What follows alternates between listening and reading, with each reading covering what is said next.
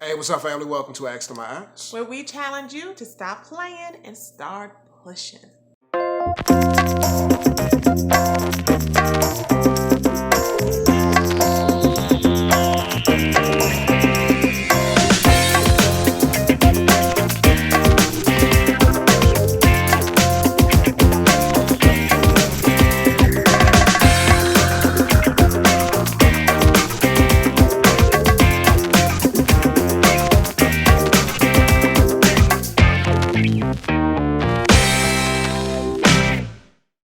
This right here is my beautiful wife, Aiyana.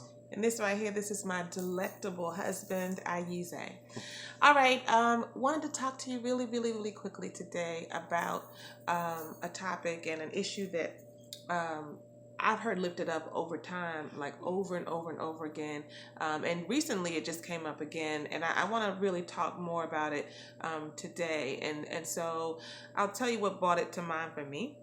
I sent out an email to the folks who subscribe to us, and I just shared some thoughts on the importance of spending quality time with your boo.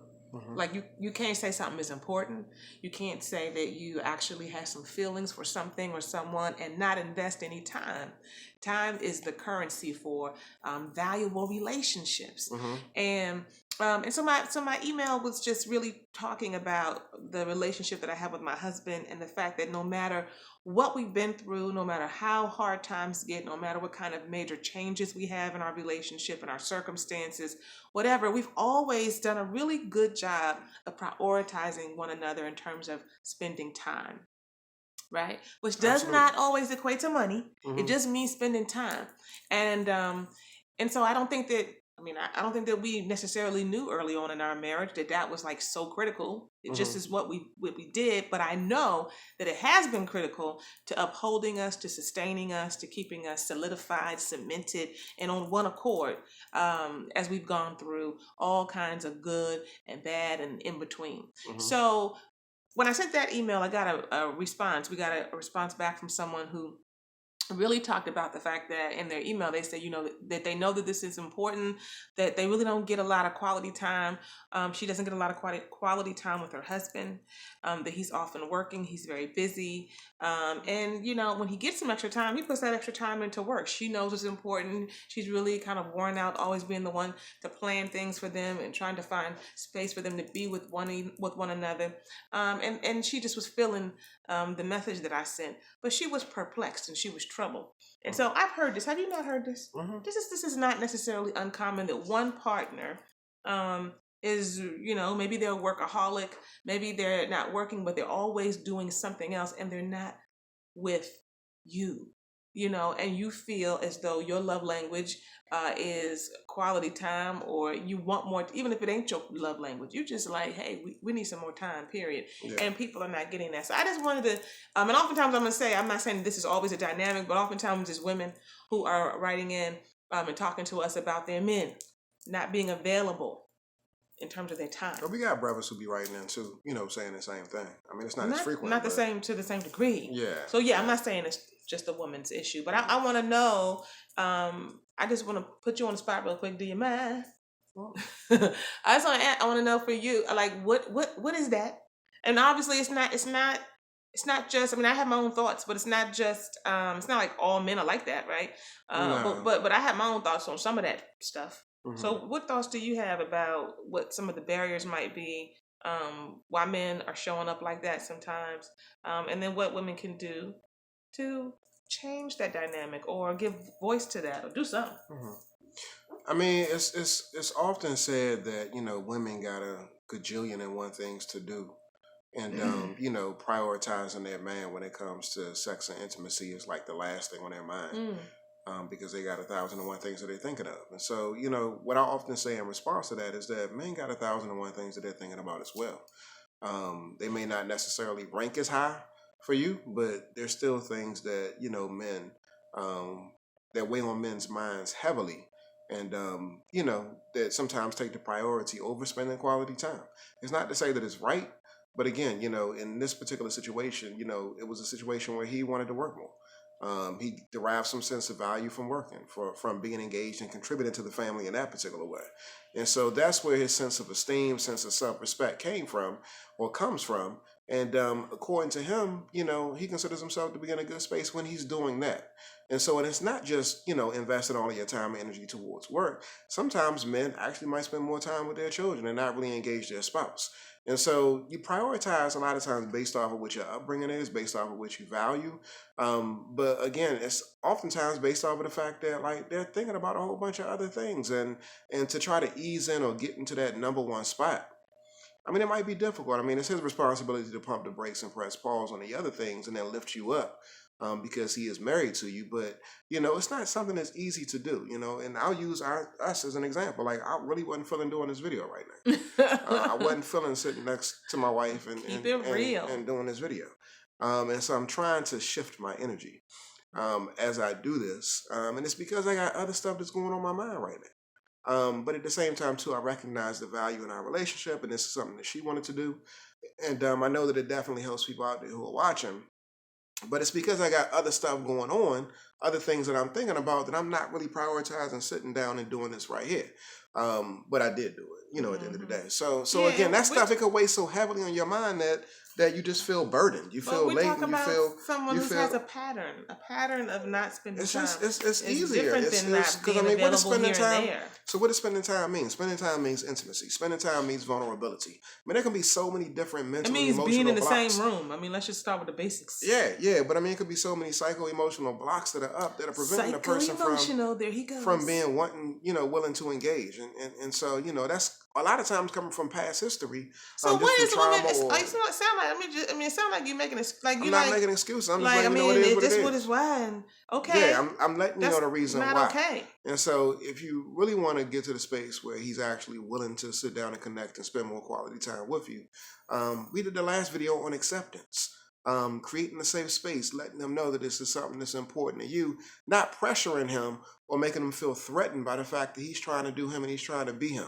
Not to say that being him the way he is currently showing up is A-okay, but what it is to say is that, baby, I accept you for who you are, but this is what I need in order for the relationship to work for me. And so it's a lot of times it's just all in the approach. Like, you ain't pressed me out to do this video right here. You asked me, you leaned on me a little bit. And, at the end of the day, like I said, I saw the value in it. So if he values you, then he'll show up differently. And I think that that's really the greatest lesson right there, that if he values you and the relationship, depending upon how you come at him, he should definitely show up differently. I guess the only thing that I'll add to that is that, no, I didn't press you out necessarily to do this particular video on this particular issue. Mm-hmm. But as I look back over our lives, and I think on some things I had to press you out on. You hold on, you pressed me out, and you want me to come over here? My back sweating. You got the fireplace on right now. Like, I really wasn't trying to do this. Like, you talking about you cold? Look, because I stay cold, but look, doesn't that look toasty? And he's all up in his jaw mad because he said he's sweating. Yeah, man.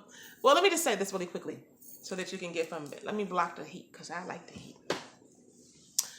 I ain't press you out on this, but the one thing that stands out to me is that, the lesson that our mama or our grandmother or whoever, our caretaker, somebody of importance and of value shared to us in some way or another when we were little still remains true in relationships as adults and in marriage as adults. It still remains true. And that lesson is you teach people how to treat you. You teach people how to treat you. And people don't have to think you trash to treat you bad. Mm-hmm. Ooh, I hope you caught that. They don't have to think that you some trash or think that you ain't nobody or, you ain't worth nothing. All they have to do is be in relationship with you and learn that they can do certain things or not do certain things. That they can take certain shortcuts or spend a certain amount of time or not and really focus on themselves. And that it's all really good. You might say a little something, but you're not really going to hold it up as a major issue for yourself in a relationship. Once they have experienced that 1, 2, or 3 times, then what you all do is you all engage in a dance of sorts. Mm-hmm. And we often talk about this with couples that, all couples have their dances, whether it's around conflict or around how you all avoid talking about things or how somebody gets mad and lets things really just get stacked up, and they run over and they boil over, and pressure just explodes, and then the person who experienced that gets mad, and then they come back together and make up, and then they go back down to the nice, chill, easy, and then they go through that cycle again. The point that I'm making is that you probably have a pattern of being upset and having issues with your man on this. And perhaps you have a pattern of putting it forward a little bit, but not really, saying, hey, this is a problem for me. I don't feel as though we spend enough time. I don't feel as though it's one thing. Let me make this quick distinction, then we'll move on here. It's one thing to be the person who initiates a lot of the time spending, like what you're going to do, picking out the things, where are we going to go, what are we going to experience. That's a different issue, and lots of people have that issue. And I did hear that. I do know in that message that she spoke to that. That's one of those things, like, sometimes it just be like that. I know, we want our man to, like, come on, pick the place and set it all up, and I ain't got to do nothing. I just want to rest, relax, and you just sweep me away. And every now and then that should happen. But for there to be an expectation that that's going to be the thing, that they just learn, they just going to do that all the time. Come on, you can't win them all. That's just my opinion. You can't win them all. They need to do it sometime. They're not going to be able to do it all the time. Whoever that personality is, whether it's the woman or the man. But in terms of being there, in terms of physically being together, that can't be something that you just accept. That can't be something that you just keep saying, I'm going to keep trying, but he just ain't with me. Where you at? First of all. Second of all, and third of all, where is you at? Where you be? And yeah, he might be working, but guess what? Ain't that much working in the world. At some point, you got to say, wait a minute, this almost feels like infidelity. Because there can be infidelity in the workplace, right? Not I'm talking about with another woman. I'm talking about unfaithful to me because you are wedded to your work. That's a whole nother level. That's a dysfunctional pattern happening in the marriage. So just be clear that if you have given any permission to this in any way, shape, or form, doesn't mean it's your fault. It means look at yourself and say, wait a minute, what am I going to do differently in terms of what I ask for, in terms of what I say is important, in terms of what I demand, and in terms of how I respond when he don't respond. You got to lift it up. You got to keep it on the table. And you have to understand that you teach people how to treat you. Teach yourself and then him something different. That's my words. All right, y'all. As always, stop playing and start pushing. Peace.